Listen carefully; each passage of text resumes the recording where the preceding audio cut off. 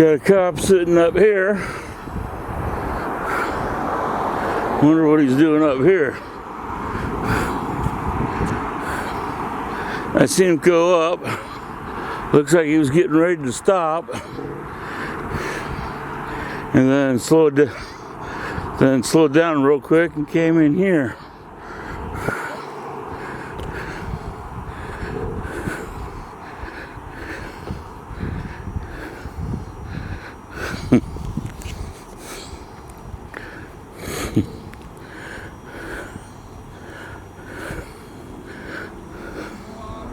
Hey, how you doing?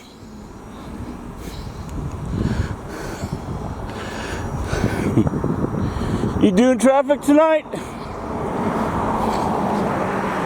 You doing traffic tonight? I don't do traffic to do traffic. Oh, you don't?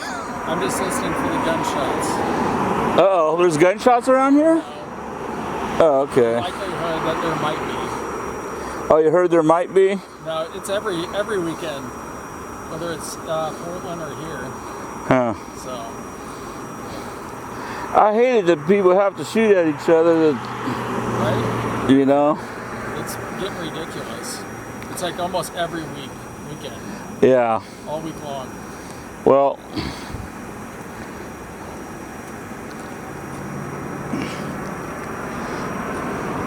that's what happens when the DA decides they don't want to prosecute gun crimes. They have to figure out something. Yeah.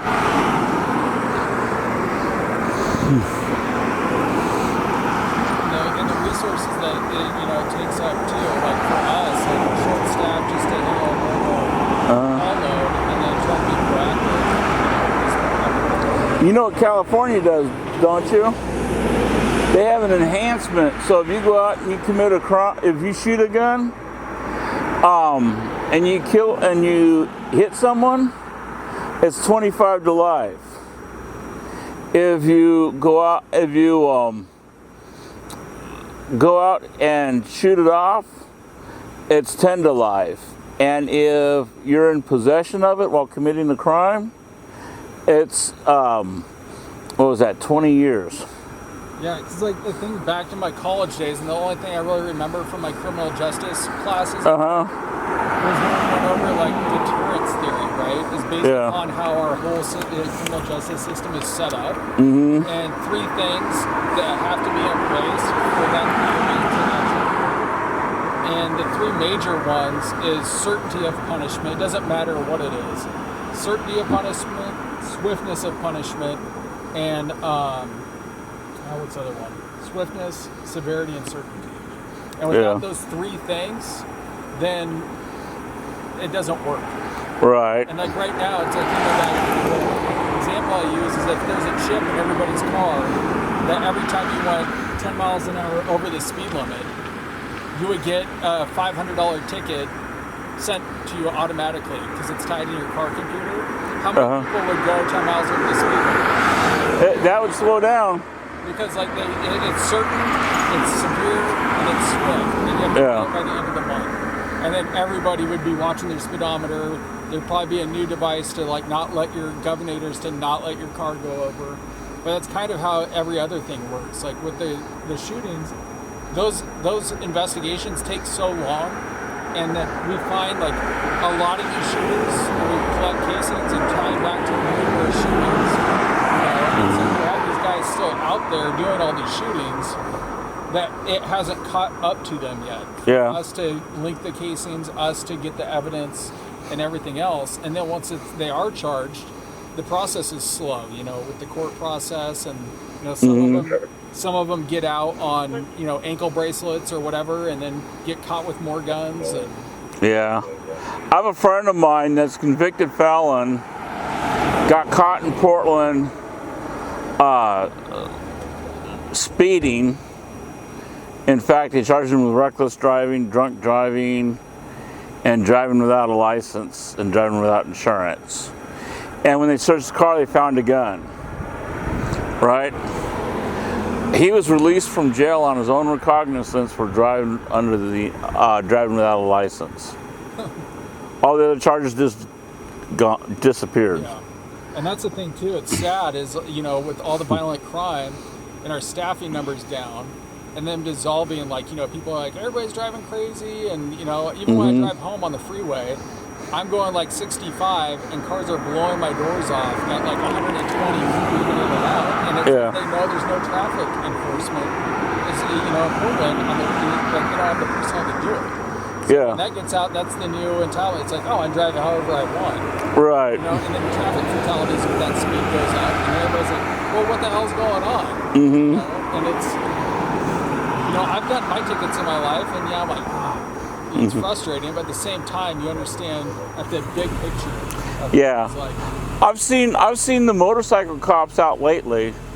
And a lot of it too is like we still have our motor guys still have their motorcycles, but then when they come to work, they work patrol, they drive a patrol car, and they do normal calls. And then if there's specific grants that they can work, you know, traffic grants through ODOT and all that, and they can work that on overtime. But for like a normal patrol, like traffic unit, now we get caught. How many crashes have you seen me on in the last, like, it used to be our traffic unit would come out and do all the crashes and runs, and now I'm on a crash, and then there's these other 911 calls. So it's kind of, you know, demoralizing at some points. You know, it's like you're at the ocean and you're trying to dig a hole, and then the water just keeps flooding. Well, that's why Portland has so many cops leaving, and Gresham's got, last year, what, Gresham lost 16? Yeah, retirements and people lateraling to different states. And Well, it's hard because in this area, people cuss out the cops. They're not really liked,